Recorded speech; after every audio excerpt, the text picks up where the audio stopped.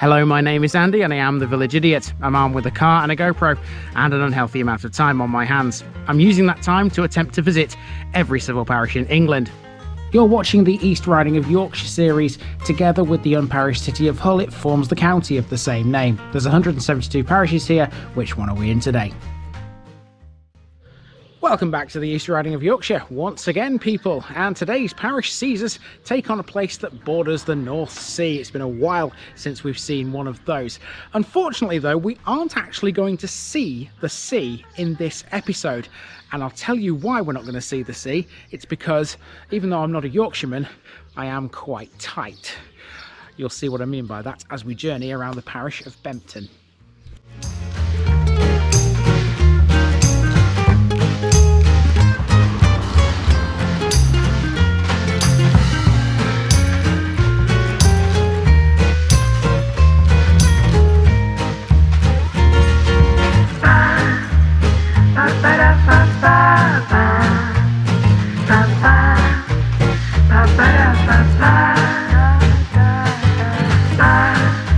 Here's my disclaimer for people who may be watching me for the first time. I say things as I would in my native accent and dialect. As a result, I may not pronounce things in the same way as the locals do. Remember, I'm a visitor. It's impossible to know everything. Leave me a comment, spin me a like and bash that subscribe button. Let's get to today's parish video.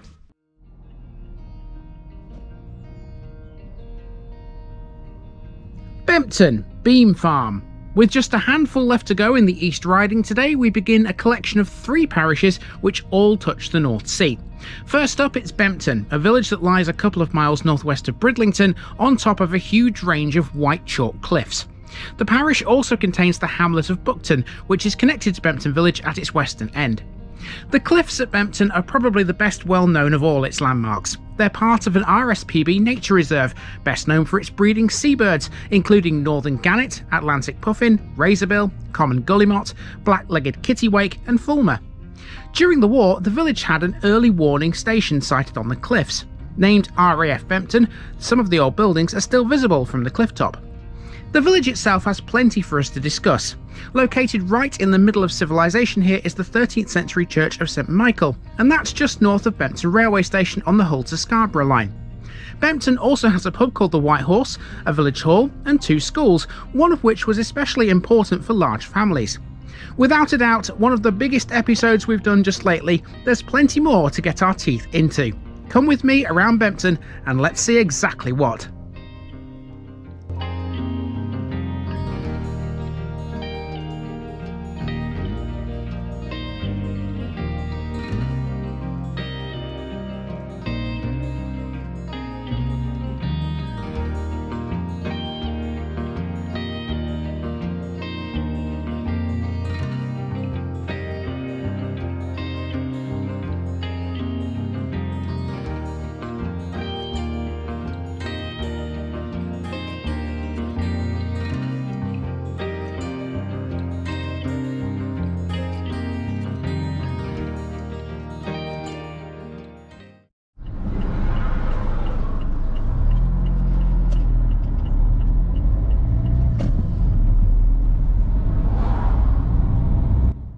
We begin today's episode with the hamlet of Buckton, located west of Bempton. The 2 settlements are connected almost seamlessly by the same road and an expanse of modern housing between them. Buckton is a linear settlement primarily, most of its housing being located along the main road. Although it doesn't appear on the face of it to have a lot, it can boast the Richard Burton Art Centre, seen here on the right of shot. Richard Burton is an award-winning creative landscape artist renowned for his watercolours. His museum and gallery is open 5 days a week, and the man himself takes commissions to capture your own ideas. It's well worth a look. To the west of the hamlet is Buckton Hall, a Grade 2 listed building with large cellars. The hall had a tunnel which connected with the bottom of the cliffs at Bempton. This was used by smugglers, and as late as 1931 the hall's kitchen had a hoist which was designed for hauling contraband.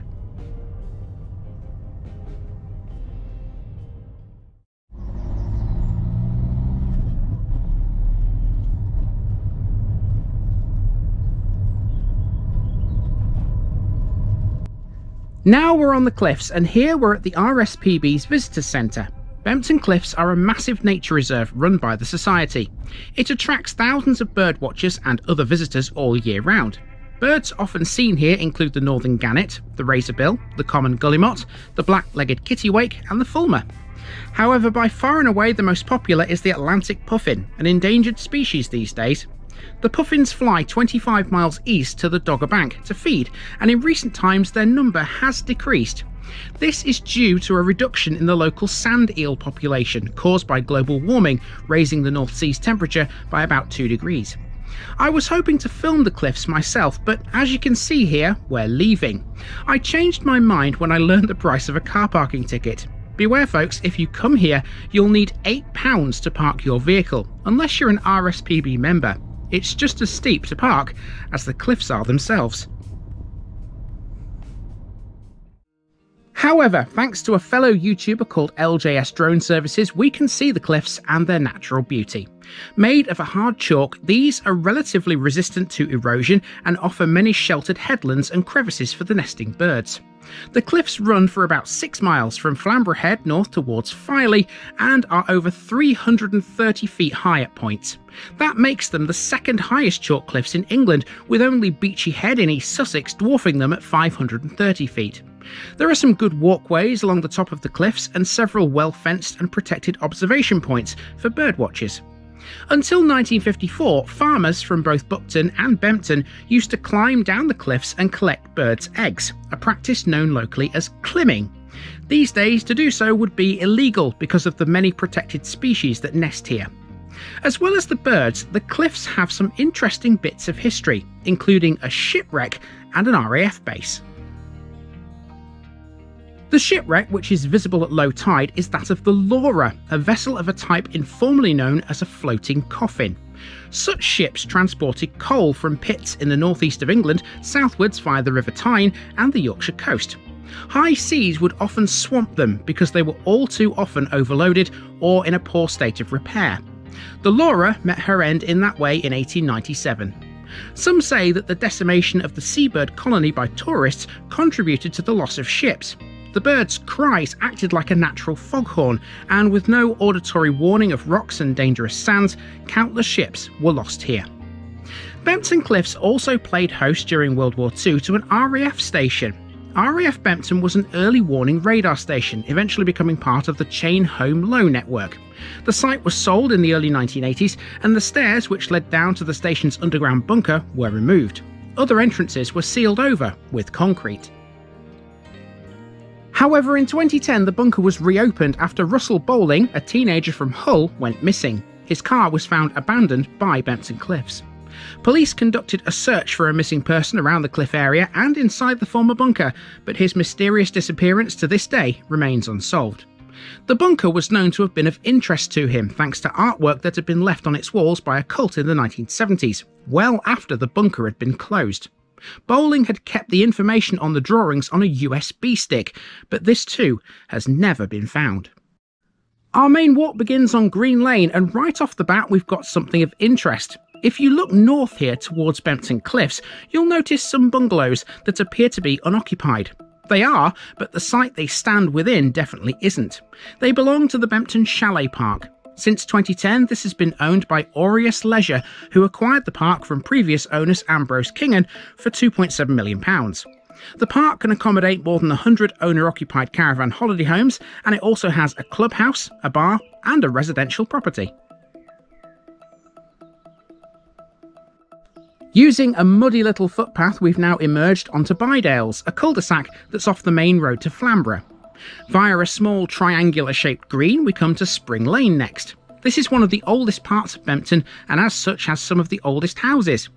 Bempton has grown considerably since the turn of the 20th century. It was once clustered around a junction where the High Street met Cliff Lane, with the majority of the properties in this northeasterly quadrant.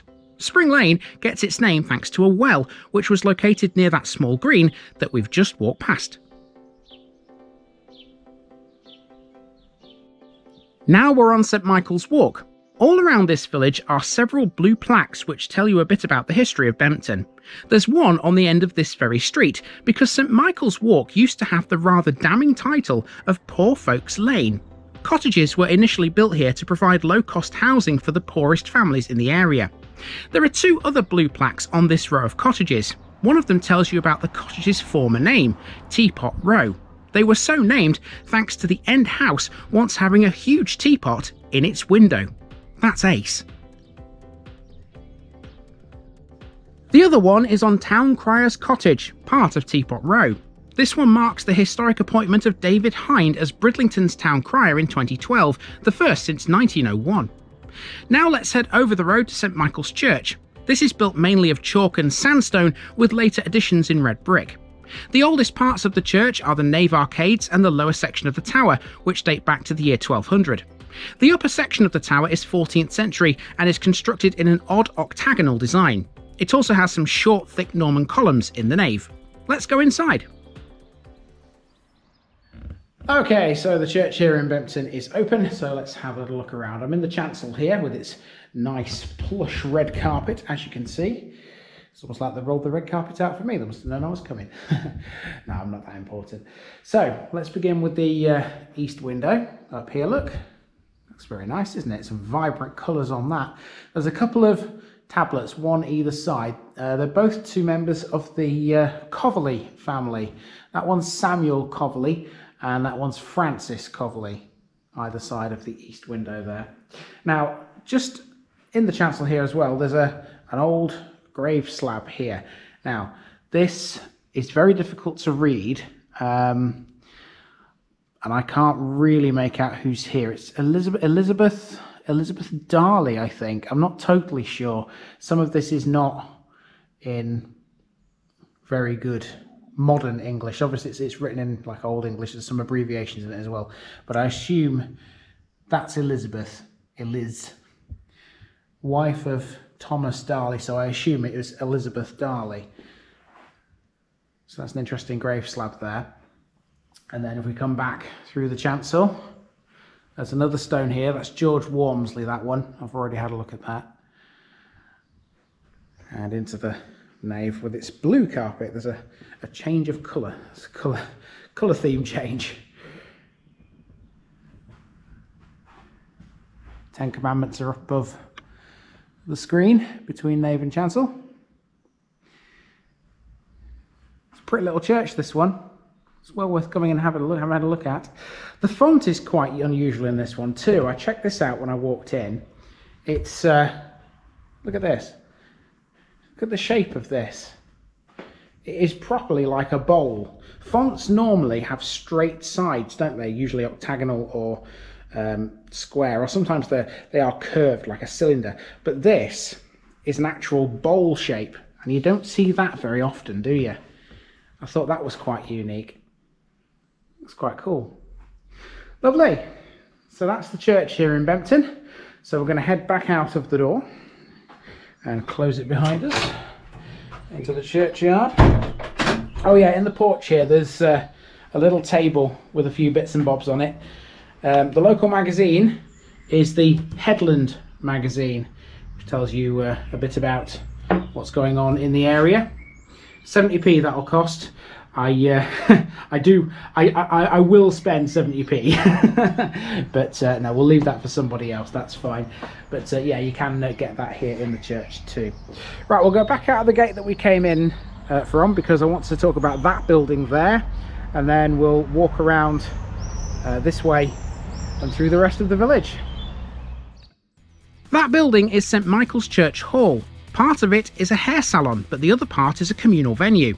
Within its walls is the Bempton Snooker Club, members of the Bridlington and District Snooker League, an amateur outfit with 200 players and 20 cups that are competed for annually. Around the edge of the churchyard now we come to the War Memorial. This commemorates men from both Bempton and Buckton who died in World War I and II. The memorial also features a name from the Korean War in the 1950s. We've hit Newsham Hill Lane now, and we're about to turn north again. Now, this wouldn't be an East Riding village without a mere. It's a modest effort here in Bempton, located just off Newsham Hall Lane between the village and the railway station. I thought the view back towards the church was rather pretty at this point, and I hope you would agree. Next, it's Gillis Lane, and this as a street isn't all that exciting.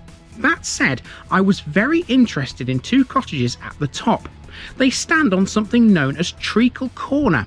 It turns out, after a bit of digging, this house, Treacle Cottage, was a sweet shop at the turn of the 20th century. These days, it's a holiday home. Now, speaking of shops, Bempton has two. One of them is St Gowan, an independent family business specialising in the sale, repair and servicing of agricultural machinery. The other is a more traditional village shop and post office. You can find both on the high street in the centre of the village. That's the ideal place to mark Bempton off the East Riding list too, because of the parish notice board. There's 8 to go, people. As well as shops, Bempton also has a pub called the White Horse, and if you continue east along the high street, you'll come to it. You can't miss it, its roof is very distinctive. This is the pub, and as you can see, that blue tiled roof is not something you see often. In here there's a collection of over 100 pictures of bygone Bempton showing the various aspects of village life, including the Climmers, the RAF camp, the schools, farm workers and characters from local folklore. The White Horse is located on the end of Cliff Lane. On an 1854 OS map, Cliff Lane was shown as Shop Hill Lane, suggesting that at one time there would have been a shop along here. This was almost certainly another pub. With a name like Black Bull Cottage, I'd say it's highly likely. I've spotted a lot of people that are walking towards Bempton Cliffs this morning, so I imagine people park here as opposed to parking on the cliffs themselves. It's quite a long way up there though, so there's obviously I haven't got time to do that myself. I wonder if people that live here in Bempton have problems with parking, because I've seen quite a few signs that say no parking here, etc, etc, etc. I imagine it's because, you know, it costs so much money to actually park up there unless you're an RSPB member. So yeah, there is a downside to it, I suppose. Anyway, we're going to take a left turn on this road in a moment. It'll take us towards the school next. Another blue plaque greets us next. This one took some understanding. It says an embankment opposite was created from chalk, giving a white wall effect. Because of that, this house used to be known as White Walls, a reference to the feature on the opposite side of the road. I do feel that one could have been worded better. In any event, we're now crossing a small patch of grass on a public right-of-way, and this brings us to School Lane. Bempton has had at least 2 schools in its time. The one that exists today is one of the more modern educational buildings in the East Riding of Yorkshire. Bempton Primary School was completely rebuilt in 2004 at a cost of over £1 million. I reckon, judging by the look of it, they did a good job. Bempton's previous school could accommodate 90 children. Now, School Lane gets its name for obvious reasons. That hasn't always been the case though. On that same OS map we mentioned earlier from 1854, both School Lane and Green Lane were one continuous road named Backside. I say road, but it was likely a track of some kind because there were no houses along here at all. It's a bit different now as Bempton has expanded outwards towards Buckton. At the end of the road is a huge building that served 2 purposes. For one, it was a school, and you can probably tell that from its windows. However, originally it was the Wesleyan Methodist Chapel, a small brick building erected in 1825, which could accommodate 150 people. The school was added in 1873. Now cottages, these came to be known as Shanghai because, like Chinatown, they housed large families at the end of World War I. That's according to another blue plaque on the low wall outside. And with that behind us, we're now making our way west again towards Buckton, this time on foot. A quick look down Bolham Lane means we can catch the former Ebenezer Primitive Methodist Chapel. It was built in 1843, closed in 1964, and by 1989 was used as a store. Here's a bus stop back on the high street. Bempton is served by the number 504 between Scarborough and Bridlington. We're approaching Buckton now, and between the 2 settlements is a playground. The land this occupies forms part of the Bempton and Buckton Community Village Hall, which opened in 2014. It was built thanks to a combination of many years of fundraising and a lottery grant for the sum of £408,000. Okay, so as far as Bempton goes, this is effectively the limit here because it changes to Buckton just beyond the village hall, which of course we've already seen. We've already had a drive around that little place. So now we're going to turn around and head up Scarsea Way, which will take us back to where we began. It's all residential from this point onwards, so that's time for a montage, isn't it?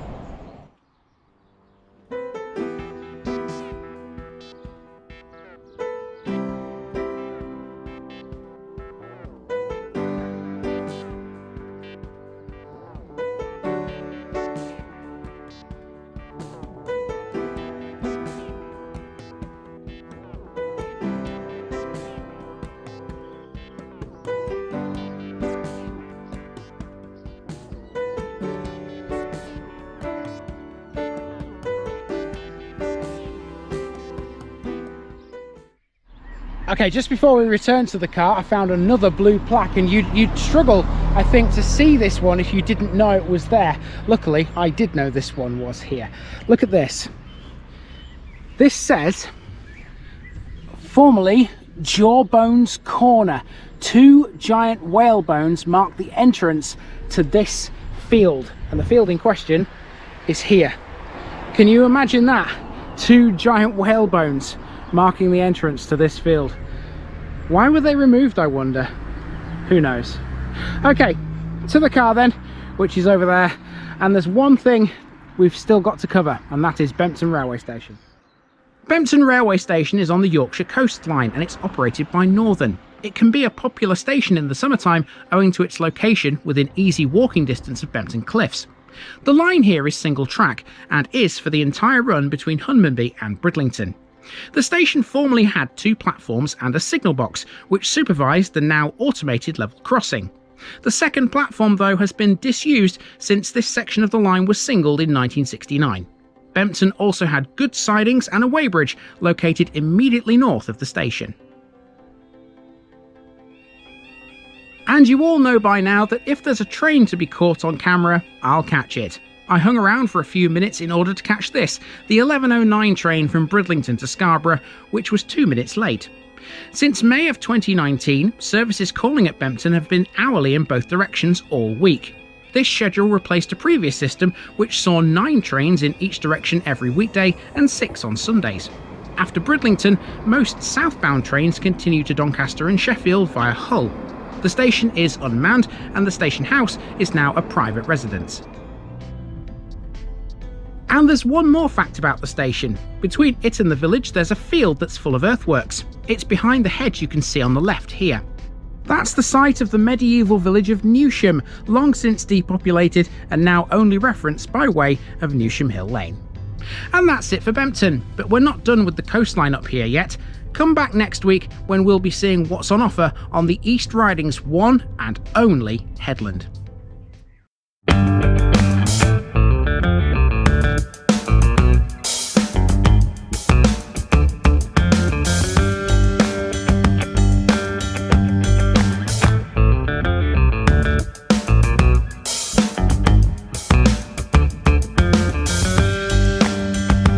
Thanks for watching this video, folks.